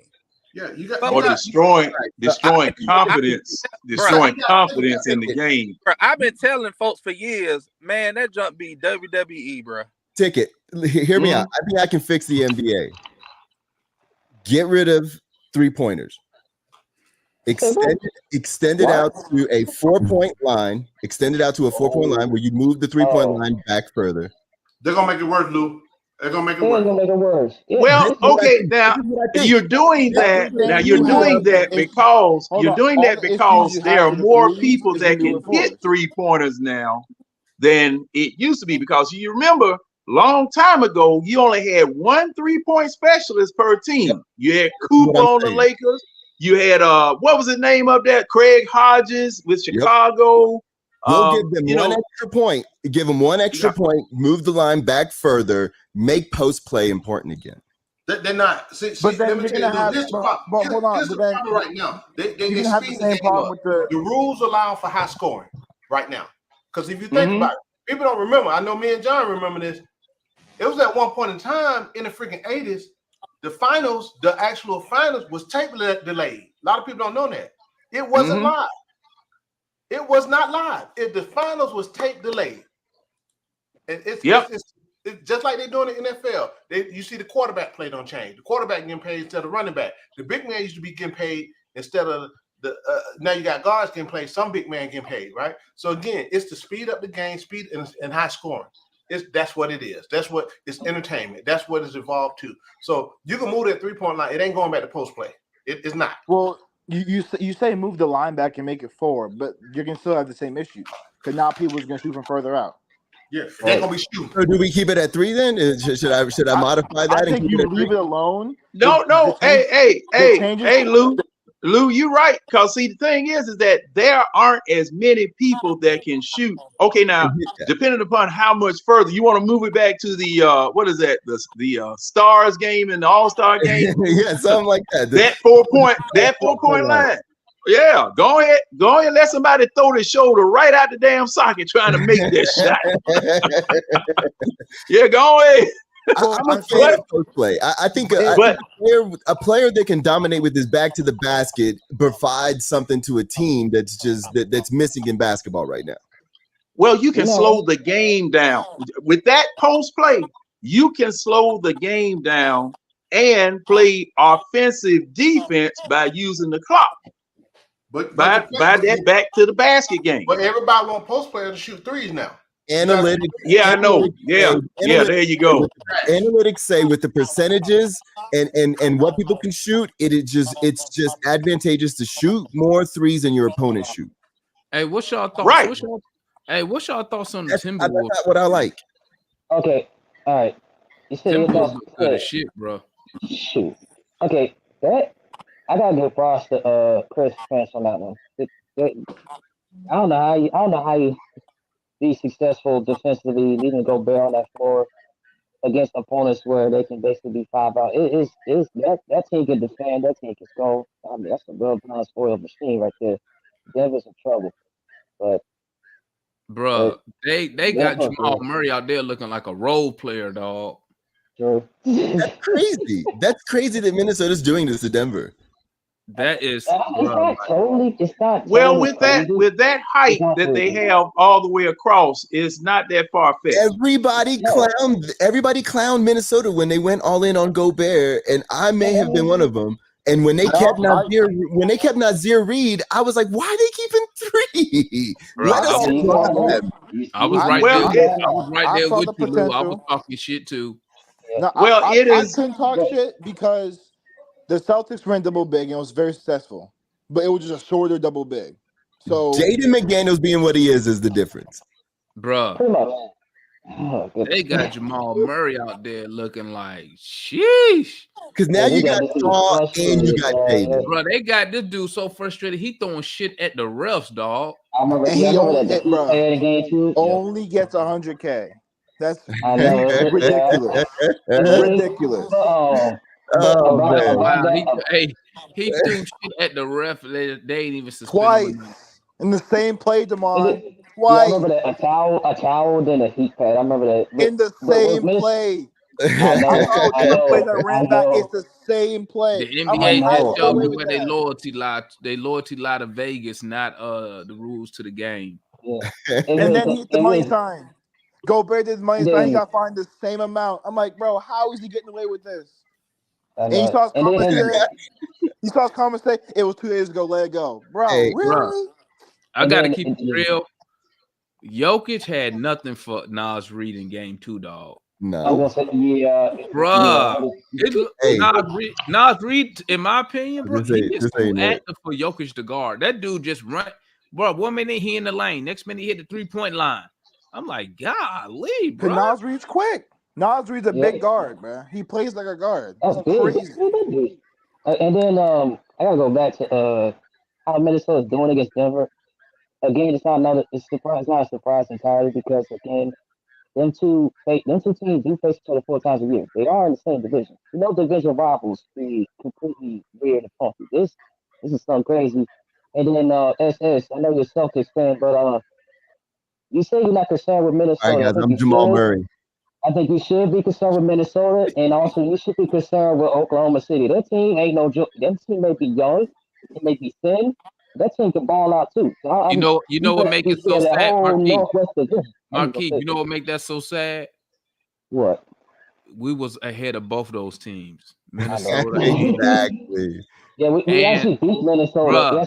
They are better than us. Minnesota and Oklahoma City. They are better than us right now, bro. Yeah. And that's also so crazy. Oklahoma City and Denver, Minnesota, 1, 2, and 3. You know they all in the same division, right? That make no sense. and that's what my second three teams is. We got to deal with them three and got to deal with Utah. Man, no. It's just crazy how good those three are Minnesota right now. and It's just, Oklahoma City has passed the Hawks, bro. oh, Like that's crazy. and it's not even That's close. what It's happens. not even That's what close, happens when man. you send folk to the store and they go buy the wrong thing. Yeah, man, it's not even Exactly. close, man. That's what we did. You sent you like, what I always tell them, Demond. They sent them to the store for some toothpaste and they brought back Preparation H. Yep. Now And brush your teeth with it. that reminds me, it isn't just the teams that surpassed this. Just me personally, I think the coaches surpassed our coach. Both Dagnon who's that, and Mark Marquis? Dagnon. I said Mark Dagnon and Chris Finch. I think they surpassed Quinn Snyder. That's just me. They both been coaching phenomenal. I mean, goodness. You could probably make a good argument, man. But like, Mark Dagnon was the coach of the year. I think Chris Finch was the front office, bro. Look how they drafted, bro. Has Oklahoma City missed on any of their draft picks? Not really, no. What have they missed on? Hey, I don't think actually, they now have, I'm because wrong. even if they quote unquote missed, they did trade them to a better team. And they're still flourishing. Trey Mann, he came from OKC, so that's not. Ooh, good block. That's not really a miss. It's just my fault. It's just that he was just there was too many guards for that team.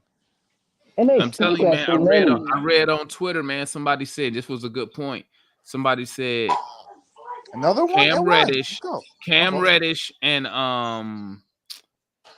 Hunter not developing but not developing into who we thought they was gonna be is what set us back big time. Agreed. I mean, you give up Doncic and you get Trey and somebody like a Jaden McDaniels with that. That's great. But we didn't do that. We got somebody that was a prima donna, wanted to do something outside of the realm. Like, then it's the players' fault, like we were just talking about earlier. Not buying in. Yeah. And then some of the other picks we drafted, we gave them away too. I mean, dang. Dude, if he would have accepted a role of rebounding and slashing, that would have developed that. And then he could have just become a shooter, added a shooting component to that. He would have been played. I'm talking about Cam Reddish to me. Cam Reddish is the bigger miss than DeAndre Hunter. That is a role player now. I think he just has bad knees. That's why I heard. Ooh, pass. I think he's had poor knees. Missing on Cam Reddish was bigger. Oh, he definitely got bad knees. Him and Bogey. Hey, what y'all think? Hey, did y'all hear what happened to Big Baby Glenn Davis today? Yeah. No. Yep. 40 months in sentence to 40 months in prison, right? He got 40 months. What happened? I forgot what he was accused of, but yeah, Big Baby Davis got 40 months in prison. They tried to scam the NBA players pension fund or some shit like that. Yeah. Oh gosh, he got 40 months in prison trying to scam the NBA. Imagine going from an NBA basketball player. Not Perkins, Big Baby Davis. Oh, I remember him. Yeah. Glenn, you talking about Glenn Davis? Wait a minute. Davis, right? Yeah. Weren't Baby Shaq. Weren't they accusing Giannis's brother of trying to scam the medical fund? How so? I don't know about his brother, but that's what Big Baby David. That's what he just. Yeah, I heard about. Yeah, that it was something. Man, hold on. Y'all go ahead. Let me look this up because I remember. I was just about to ask you which brother, because Giannis got like 3 others. What was that? And the one that's playing with it. Yeah, be honest. Yeah, you right, Ozuna. Hunter is a major setback for us, man. We moved up the draft Hunter. Yeah, we did. That was even worse. Oh, that was even worse. But I don't think Hunter's as bad because he's still on the team. I think he's still developing. He can still give us some. If we draft, I think it's because we drafted Hunter if we draft Hunter, if we would have drafted Hunter at like 17. I mean, but what about Double O over Halliburton? I don't even know why they picked Double O. Like, I have no idea why they picked him. Exactly. If they knew they were going to re-sign Clint, why did they sign Double O? Okay, why did they get a non-shooting big? I got another one. Why we drafted AJ Griffin? if the coach don't want to, if this coach don't want to play him. Why would you draft him? That's a That's weird a waste of pick, man. The Hawks are before, like, I guess they have went with been- best player available at that. I guess. I mean, Why they draft Remember that year that I think it was Tari Eason was in that same draft. We could have picked him. He got affected by Houston a couple drafts, couple picks later. I don't know why we're This scared year- to draft big shooters. Just doesn't make sense. And then we could have. No, it's frustrating being a Hawks fan, man. That's for sure. It's awesome. Shoot. And I got my Blazers, and I got. I'm surprised that. I'm surprised the Lakers might be interested in Chauncey Billups. I'm so surprised by that. I'm surprised. Chauncey Billups ain't even a good coach. You want me to Part of tell that, you? okay, I'm ain't gonna totally disagree with that. Part of that is because our GMs it's been stuck in the middle of trying to win, and also trying to rebuild. He's been awful. I think Billups is very similar to Jason Kidd. I think Billups in time is going to be a very fine coach. Right now, he is trash. I know. I think he's. Why would the Lakers go and get him? You know what's hilarious? Hey, Tim Hardaway Jr. said. I mean, not Tim Hardaway. Tim Hardaway Sr. said, "Make LeBron the coach for the Lakers." Yeah, I heard Byron Scott say that. Yeah, Byron Scott say that. He ain't the coach already. Yeah, that's why they said go make it official. Yep. Cause see, anybody else is just going to be a scapegoat. Cause see that who was that joker that was coaching the Israeli national team that they had up there as his coach? You talking about David Black? That joker, man, he didn't make a call from the time that he got there. He didn't even. But you got to remember when they hired David Blatt, LeBron wasn't coming back at the time. Yeah, it's all been built around Kyrie. And that reminds me. Speaking of scapegoats, y'all heard today another head coach got fired, right? What's his name? Out of Frank Phoenix. Vogel, man. Frank Vogel after 1 year got fired by Phoenix. I guess that's why Murray put that tweet up. That made no sense. That ain't his fault. Seriously, dude wanted the point guard on that team. They refused to get. What Murray said. Murray said it's funny that the coach get blamed first before the players. And also, I'm gonna say, good luck to Charles Lee, man. Yeah, he's the head coach of Charlotte now. You can finally get a head coaching opportunity. That's every assistant coach off of Coach Bud when he was here. Everyone has got a head coach job. Just stripping our assistant coaches, man. Just taking our shit, dog. I don't know. Every year, they're just taking our assistant coaches. And speaking of Bud, man, we are a collection of parts. I don't think we are a sum of a bunch of parts. I think we should. That's the only reason why I think there might be an opportunity to blow it up. Like I wouldn't mind them blowing. If they did blow it up, I would watch what they did. And speaking of Bud, man, he might be the primary candidate for the Phoenix job. Now just think about it. Who that? Budenholzer for Phoenix. Oh yeah, I read that. I read that report. I mean, there's not defensive pieces in Phoenix to run play defense. I know, but here's the thing: them or LA, pick one. Seriously, I guess you're right. Situations right now. They're not good situations. Phoenix may be top heavy, but still, you can maybe at least do a little something. I don't know about LA, not as much. As far as like, I don't know, build a good roster at least. I don't know. It's hard to tell. But both situations not that good. My goodness. And again, I got to feel bad for Adrian Griffin, man. Back to that, Adrian Griffin didn't deserve these fired to me. I mean, seriously. You fire him when you're 30-13. And your season goes up to a whole pile of crap right afterwards. It made no sense. I would rather.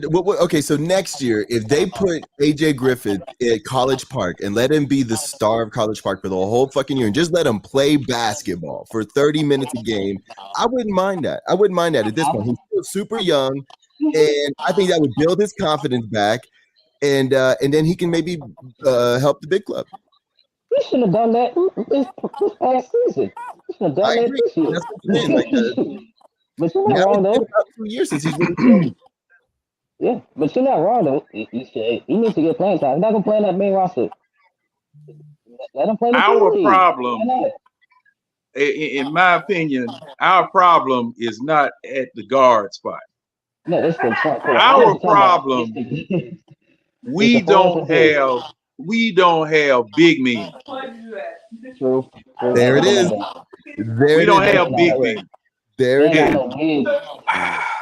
That's it right there. We don't have big men. We don't have a center.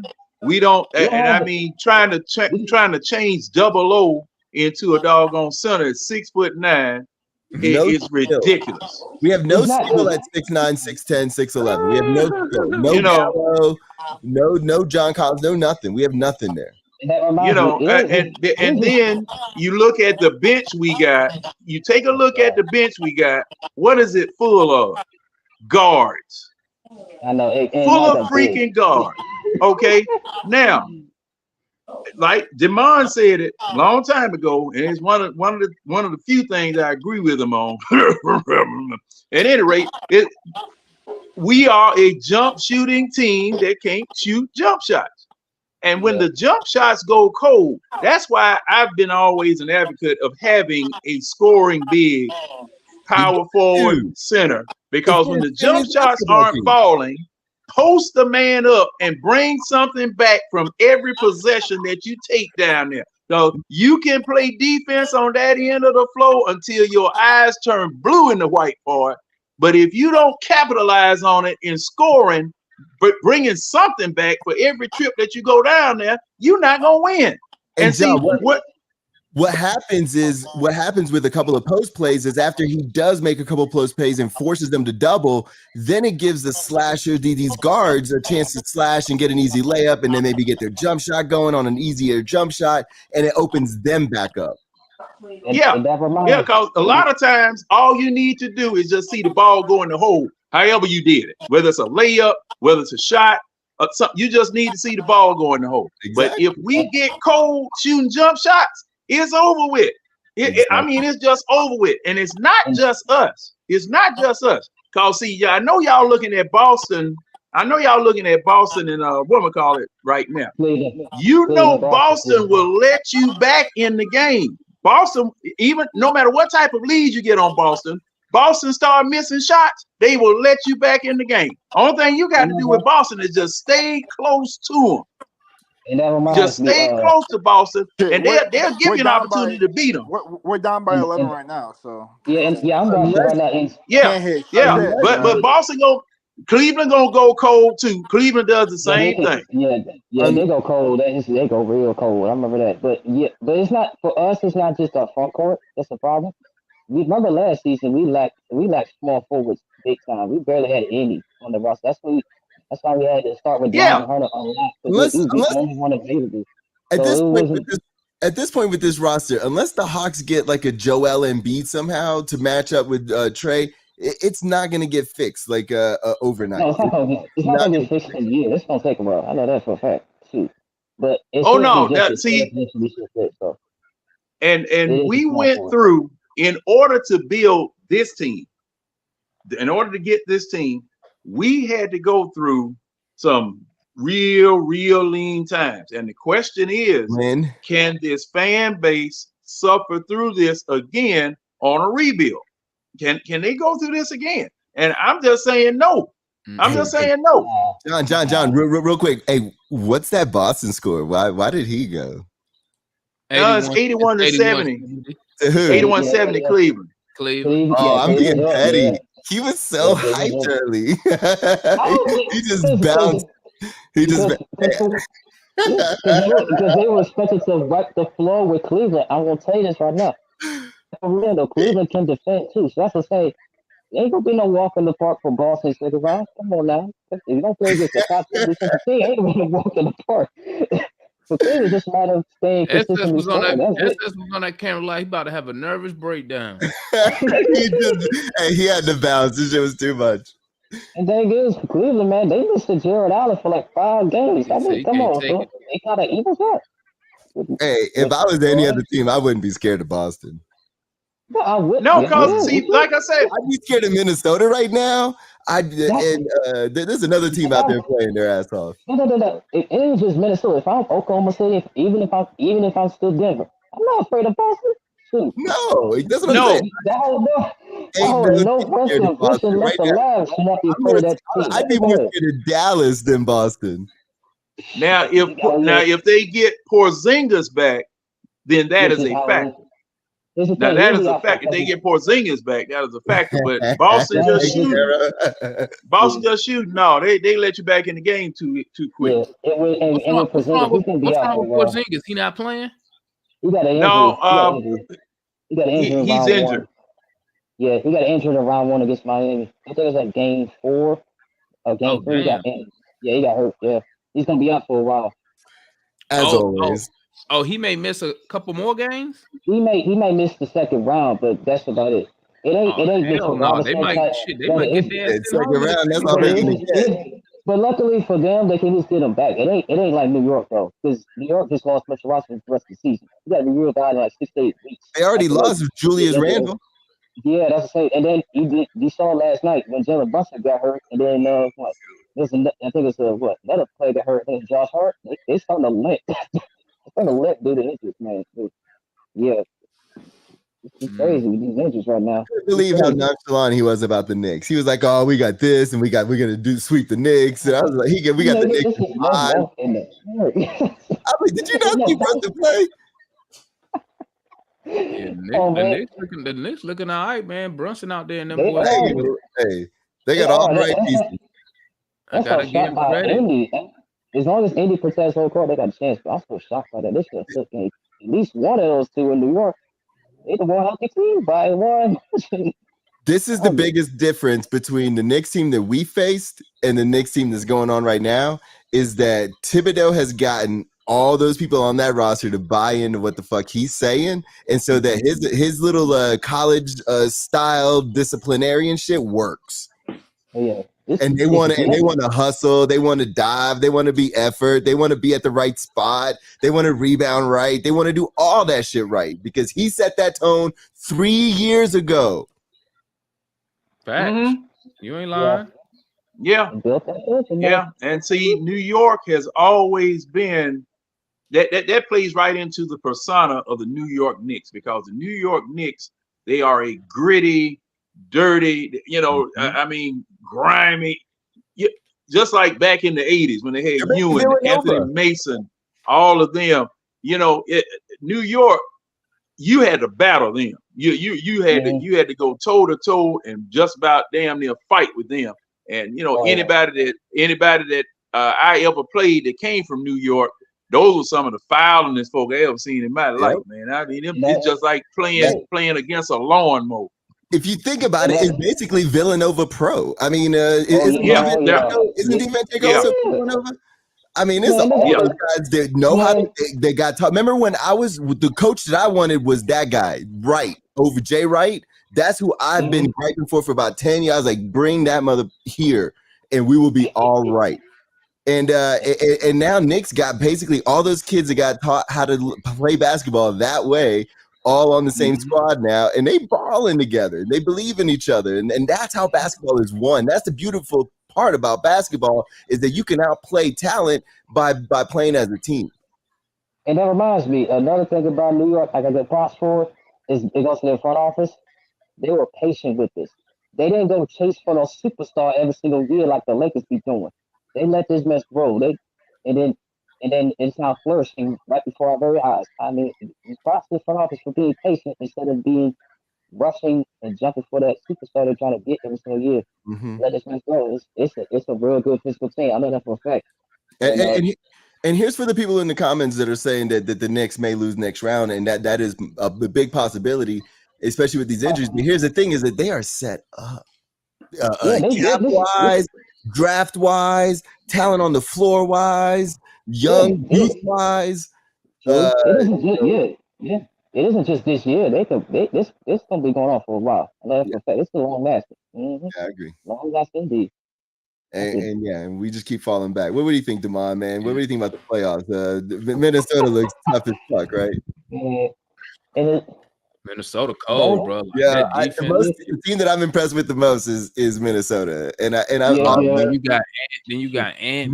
Falling in love with Ant has been fun. You got Cat out there doing this thing, bro. Watching all his they destroyed them dudes without Gobert, bro. Like I know. Couldn't keep up with Nas Reed, Bruh. Jamal Murray got frustrated all night. I said in the chat, I said Denver in trouble, bro. Yeah, Denver's big. Like they I was better not lose this tonight. I was telling somebody today, Yeah, the biggest tonight is the biggest game in Denver Nuggets franchise history. Oh, I'm sorry. Dallas played tonight. I'm sorry. You're right. Tomorrow. Tomorrow. This game 3 is the biggest game in Denver Nuggets history. No doubt about it.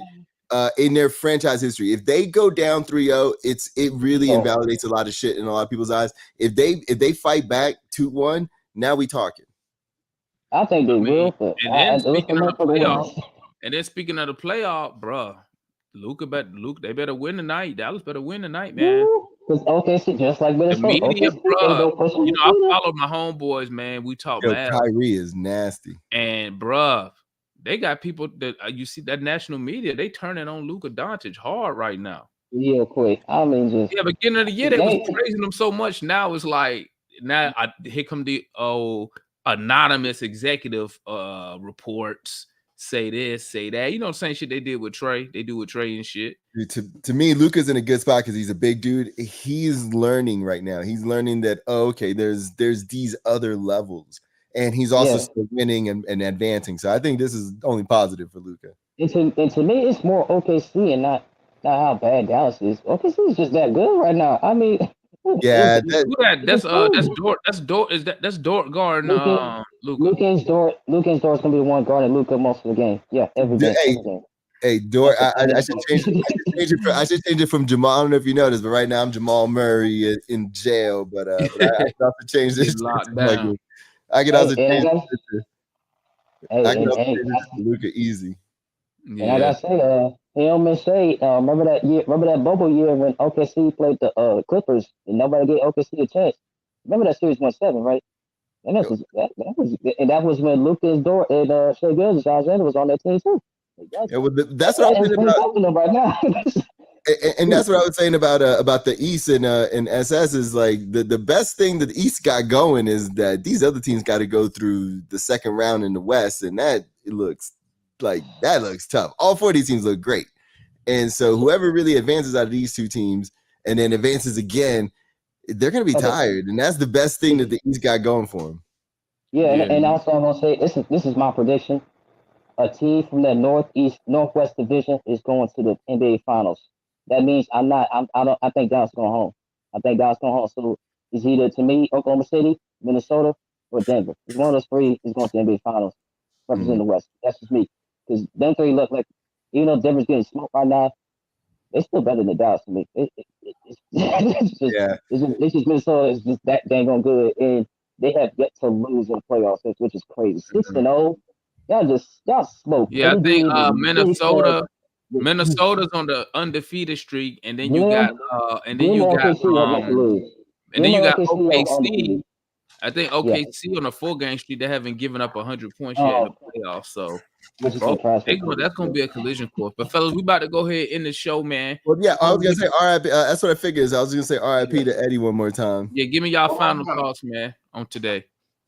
What y'all got anything? Man, it was a tough day for losing Eddie. Really messed it up. And to me, I wasn't sure for a while because I was nice and asleep. And then when I woke up, I was trying to figure it out. I was trying to tell you on Twitter without really saying a lot. Yeah.